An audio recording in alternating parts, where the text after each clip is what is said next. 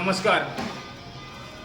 आज मी माढा तहसीलदारांना एक अन्न सुरक्षा योजनेबाबत निवेदन दिले. प्रामुख्याने अन्न सुरक्षा योजनेवरती बोलायचं झालं तर 2014 साली देशाचे माजी पंतप्रधान डॉक्टर मनमोहन सिंग यांच्या काळामध्ये गोरगरिबांसाठी अन्न सुरक्षा योजना हा कायदा झाला आणि प्रखर 2014 पासून जेव्हा कायदा झाला तेव्हा एखाद्या व्यक्तीकडे जर हे पिवळं कार्ड असेल तर पिवळ्या कार्डात समजा 10 लोक आहेत, काळांतराने त्या पिवळ्या कार्डातून या कार्डातील एक नवीन म्हणजे त्यांच्या मुलाने जर समजा नवीन कार्ड काढलं तर त्यांच्या मुलाला असं केसरी कार्ड मिळतं. मग केसरी कार्ड मिळाल्यानंतर लगेच तत्काळ त्या व्यक्तीचा अन्न सुरक्षा योजनेतून समावेश बंद होऊन त्याचा माल बंद होतो.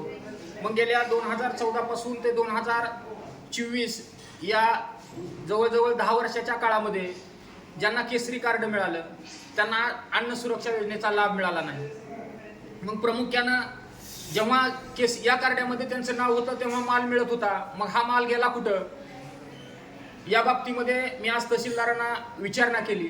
त्याच्यानंतर माढा तालुक्यामध्ये प्रामुख्यानं बोलायचं झालं तर अन्न सुरक्षा योजनेमध्ये ज्यांचा खऱ्या अर्थानं समावेश असायला हवा आहे अशी अनेक कुटुंबे, विधवा महिला असतील, ज्यांना जागा जमीन नाही, अशी अनेक कुटुंब वंचित आहेत.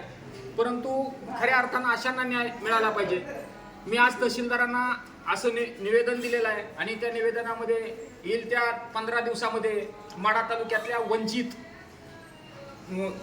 व्यक्तींना खऱ्या अर्थानं ज्यांना गरज आहे अशा व्यक्तींना अन्न सुरक्षा योजनेचा लाभ मिळाला पाहिजे. खरं तर लॉकडाऊनच्या काळामध्ये देशाचे पंतप्रधान आदरणीय नरेंद्रजी मोदी साहेब यांनी मोफत रेशन देण्याची आजपर्यंत मोफत दिलं जातं.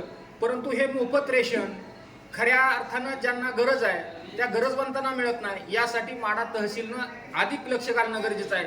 यासाठी मी लवकरच येईल त्या 3 ते 4 दिवसामध्ये विधान परिषदेचे आमदार आदरणीय रणजितसिंह दादा मोहिते पाटील असतील, आमचे नेते आदरणीय नूतन खासदार धैर्यशील भैया मोहिते पाटील असतील, यांच्याशी भेट घेऊन लवकरच माढा तालुक्यामध्ये तहसीलदारासोबत बैठक लावून जे अन्न सुरक्षा योजनेपासून वंचित लोक आहेत, कुटुंब आहेत, त्यांना न्याय दिल्याशिवाय राहणार नाही हा शब्द या निमित्तानं तुम्हाला देतो.